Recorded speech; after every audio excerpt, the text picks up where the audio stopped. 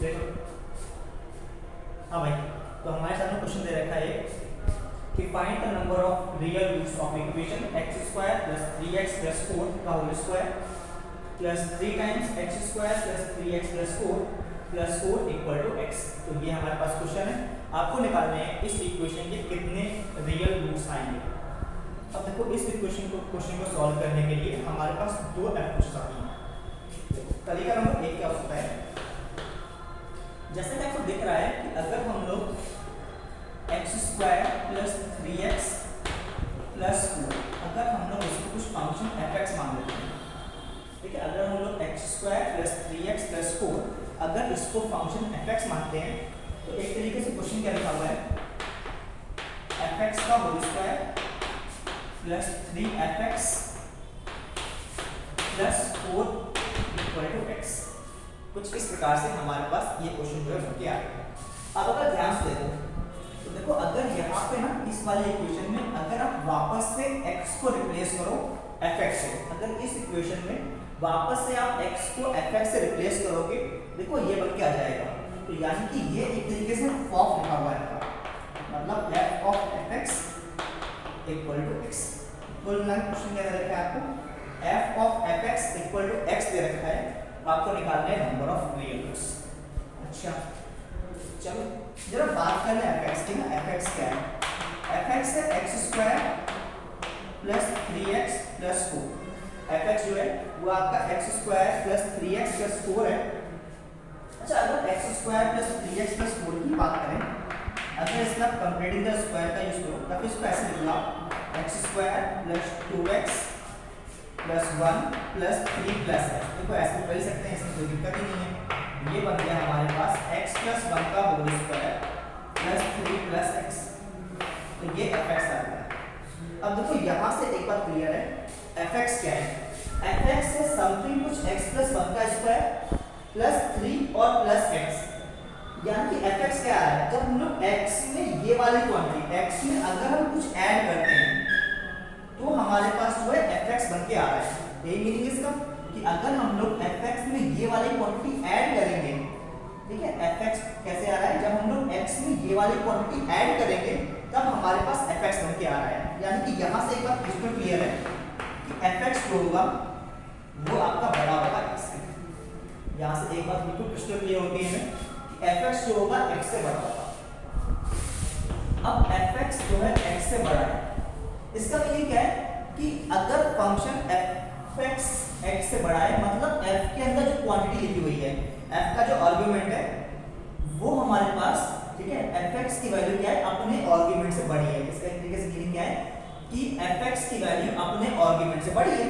तो अगर इसका आर्गुमेंट हम ये कर लें तो इसका मतलब क्या है, तो अगर हम लोग f का आर्गुमेंट fx कर लें तो यानी कि ये अपने आर्गुमेंट से बड़ा होगा, यानी जो फॉफ होगा वो fx से बड़ा होगा। अब तो फॉफ जो है वो fx से बड़ा है और fx जो है वो x से बड़ा है, यानी कि फॉफ जो होगा वो ऑलवेज x से बड़ा होगा। फॉफ ऑलवेज x से बड़ा है, लेकिन मैं क्या लेके आना था कि फॉफ तो x के इक्वल होना चाहिए। भाई साहब, यानी कि बात गलत हो चुकी है। क्वेश्चन में क्या बोला गया है कि फॉफ इक्वल टू x, बताओ कि आंसर कितने आएंगे, लेकिन यहां से मालूम पड़ गया कि फॉफ तो कभी x के इक्वल होगा ही नहीं, फॉफ तो ऑलवेज x से बड़ा होगा। यानी इस इक्वेशन का कोई भी हमारे पास रियल रूट नहीं होने वाला, ये दोनों कभी इक्वल नहीं होंगे। फॉफ जो होगा वो ऑलवेज बड़ा होगा, फॉफ ऑलवेज बड़ा होगा, यानी कि इसका कोई भी रियल रूट नहीं निकल के आएगा। आई होप आपको ये तरीका नंबर 1 क्लियर हो गया होगा। अब तरीका नंबर 1 तो ये आ गया, हमने एनालिटिकली सॉल्व कर लिया। तरीका नंबर 2 आता है कि आप इसको ग्राफिकली जाओ, ठीक है, ग्राफिकली सॉल्व करो। जरा fx का ग्राफ बनाओ, ठीक है। अगर हम लोग fx का ग्राफ बनाएंगे तो क्या होगा, तो fx का ग्राफ आएगा x square plus 3x plus 4 है, यानी कि माइनस का 3/2 का यहाँ पे होगा, माइनस 3/2 का इसकी वैल्यू निकाल लेंगे, ठीक है। तो कितनी आ जाएगी, माइनस 3/2 का वैल्यू निकालेंगे तो ये हो जाएगी 9/4 माइनस 9/2 और प्लस 4, यानी कि ये हमारे पास आ जाएगा 4 माइनस 9/4। ठीक है, जो भी वैल्यू आएगी ये आएगी 16 माइनस 9, 16, ठीक है, सही किया ना, ठीक है, ये आएगी 16 और माइनस 9, 16 माइनस 9 करेंगे ये प्रकार से हमारे पास ये 7/4 आ जाएगा। अच्छा 7/4 आ गया। तो चाहो तो आप माइनस का d/4a से भी कर सकते हो। अगर इस इक्वेशन का डिस्क्रिमिनेंट देखें तो b² माइनस 4ac तो b -7 है, तो वहां से कर सकते हो माइनस का d/4a से। यानी कि अगर हम इस क्वालिटी का ग्राफ देखेंगे तो इस क्वालिटी का ग्राफ कुछ इस प्रकार से आने वाला है। x माइनस का 3/2 पे वैल्यू जो है वो है 7/4। अब देखो y x कुछ इस प्रकार से बनेगा, क्योंकि y x 0 पे 0 आंसर देता है और इसने देखो माइनस का 3/2 पे ही 7/4 दे दिया है। तो इसके बाद क्योंकि ये लीनियर ग्राफ है और ये क्वाड्रेटिक है, तो जाहिर सी बात है क्वाड्रेटिक वाला बहुत तेजी से आगे निकल जाएगा और लीनियर वाला धीमे धीमे आगे निकलेगा। तो ये मैं कंपेयर किया fx के और x के ग्राफ। अब देखो, अब अगर आप fx की जो मिनिमम वैल्यू जो x माइनस का 3/2 पे आ रही है, अगर x माइनस का 3/2 भी डालो तो x पुट करोगे माइनस का 3/2 तो ये बन जाएगा f of 7/4 और जाहिर सी बात है f of 7/4 कभी भी x के इक्वल तो नहीं आने वाला, f of 7/4 कभी भी -3/2 के इक्वल तो नहीं आने वाला। ठीक है, यानी कि यहां से मालूम पड़ गया कि इस तरीके से हमारे पास ग्राफिकली मालूम पड़ा कि इससे भी आंसर नहीं आने वाला। आप कोई और वैल्यू पुट करो, अगर मान लो आप x 1 भी लेते हो तो जैसे कि x 1 लिया, तो f of 1 कुछ बड़ी वैल्यू आएगी, उस बड़ी को अगर हम लोग f के तो वापस डालेंगे तो और बड़ा आंसर आ जाएगा। पर किसका आंसर कितना आना चाहिए? 1 आना चाहिए। अगर x 1 डालेंगे तो इसका आंसर 1 ही आना चाहिए, जो कभी नहीं आएगा। आप x 1 डालोगे कुछ बड़ा आंसर आएगा और इस बड़े आंसर पे और बड़ा आंसर आ जाएगा, क्योंकि ये ग्राफ धीमे धीमे बढ़ रहा है बढ़ता हुआ ग्राफ रहा है। ठीक है, ये ग्राफ बढ़ता हुआ है। जैसे ही आप x के वैल्यू पुट करोगे यहाँ पे एक आंसर आएगा जो कि ये क्या होगा, x से बड़ा आंसर होगा, वो आंसर वापस से x के अंदर जाएगा तो आंसर और बड़ा हो जाएगा। यानी कि आंसर कभी भी हमारे पास x के इक्वल नहीं आने वाला। तो यहाँ से मालूम पड़ गया हमें तरीका नंबर 2 से कि इसके हमारे पास कोई भी रियल रूट नहीं होने वाला है। अब तरीका नंबर 1 हो गया, तरीका नंबर 2 हो गया, एक तरीका नंबर 3 भी है। तरीका नंबर 3 देखो क्या होता है। तो तरीका नंबर 3 क्या बोलता है, ये बेटर ऑप्शन था, तरीका नंबर 1 ही था, आप उससे कर लो, या फिर तरीका नंबर 2 वो भी सही था, उसमें कोई दिक्कत नहीं थी। अब देखो यहां से हमें एक बात मालूम पड़ गई थी कि ये हमारा f of fx equal to x। अब कभी भी ना अगर f की वैल्यू x होती है ना, कभी भी अगर f इक्वल टू x है तो इसका अब f तो एक 4 डिग्री की इक्वेशन है, यानी कि इसके मैक्सिमम 4 लीगल रूट्स पॉसिबल है। अब अगर कभी भी ना f इक्वल टू x है तो इसके हमारे पास एक पॉसिबिलिटी ये होती है कि fx इक्वल टू x हो जाए। कि f इक्वल टू x है तो एक तरीके से ये बोल सकते हो आप कि fx equal to f inverse होगा और fx और f इनवर्स करते हैं दूसरे को x से। तो एक पॉसिबिलिटी तो ये है कि fx इक्वल टू x इसका सॉल्यूशन हो जाए। अगर हम लोग fx इक्वल टू x करेंगे तो क्या होगा, तो x² plus 2x plus 4 equal to 0।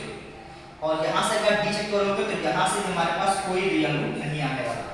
लेकिन देखो ये तो क्वाड्रेटिक है ना, लेकिन यहाँ से क्या मालूम पड़ा कि दो रूट तो इमेजिनरी है कि f इक्वल टू x, इसका एक root always fx equal to x होगा। अब fx इक्वल टू x इसका रूट है तो ये मालूम पड़ गया fx equal to x root है, तो यहाँ से मालूम पड़ गया कि दो रूट तो इमेजिनरी है, मगर ये तो एक 4 डिग्री की इक्वेशन थी। 4 डिग्री की इक्वेशन में से हम ये समझ गए हैं कि दो रूट इमेजिनरी आने वाले हैं। अब बचे दो रूट, उनका क्या आपको लग रहा होगा, लेकिन आपने तो कहा था कि अगर f इक्वल टू x है तो f equal to f inverse होगा और जो ऑलवेज एक दूसरे को y इक्वल टू x पे ही मीट करेंगे। बात आपकी सही है, f और f इनवर्स एक दूसरे को y इक्वल टू x पे ही मीट करते हैं, लेकिन मैंने ये बात बोली थी आपसे कि ये केस जो होता है हमेशा ट्रू नहीं होता है। f और f इनवर्स एक दूसरे को y इक्वल टू x पे मीट करते हैं, लेकिन इसके अलावा एक पॉसिबिलिटी और होती है। अगर फंक्शन कुछ ऐसा है जिसमें 1, 5 और 5, 1 दोनों आ रहे हैं, तो इसका मतलब क्या है, तो उसमें f और f इनवर्स एक दूसरे को y इक्वल टू x पे तो मीट करेंगे ही करेंगे, साथ में वो दोनों एक दूसरे को इन वाले पॉइंट पे भी मीट कर जाएंगे। तो अभी हमें क्या करना है, ये वाली पॉसिबिलिटी भी करनी होगी एलिमिनेट के समझने से। तो अब हमें मालूम पड़ गया है कि x² + 2x + 4 की वैल्यू तो 0 आ गई है। दो रूट्स के बारे में श्योर हो गए हैं कि इस इक्वेशन पे जो 4 रूट होने वाले हैं उन 4 रूट में से 2 रूट तो हमारे पास इमेजिनरी है, ये बात की हमें श्योरिटी मिल चुकी है। चलो हम लोग फैक्टर्स करने का प्रयास करते हैं इस इक्वेशन को। देखो हम फैक्टर्स कैसे करेंगे, x² प्लस 3x प्लस 4 का whole square plus 4 times x² plus 3x plus 4 equal to x² plus 3x plus 4 plus x। दोनों तरफ हमने x² plus 3x plus 4 add किया। इससे क्या होगा, इससे देखो ये टर्म एक आइडेंटिटी में कन्वर्ट हो चुका है, x² प्लस 3x प्लस 4 और प्लस 2 का होल स्क्वायर, ये टर्म एक आइडेंटिटी में कन्वर्ट हुआ। और अगर आप इसको ध्यान से देखोगे, ठीक है, इसको ध्यान से देखोगे तो ये भी एक आइडेंटिटी में कन्वर्ट हो चुका होगा। ये बन गया हमारे पास x प्लस 2 का whole square. a² minus b² लगा लो तो ये आ जाएगा हमारे पास x² ये 3 और ये 1 प्लस 4x ये 6 और 2 ये 8, a प्लस b और a माइनस b करेंगे तो x² ये दोनों माइनस करेंगे प्लस 2x और प्लस 4 इक्वल टू 0।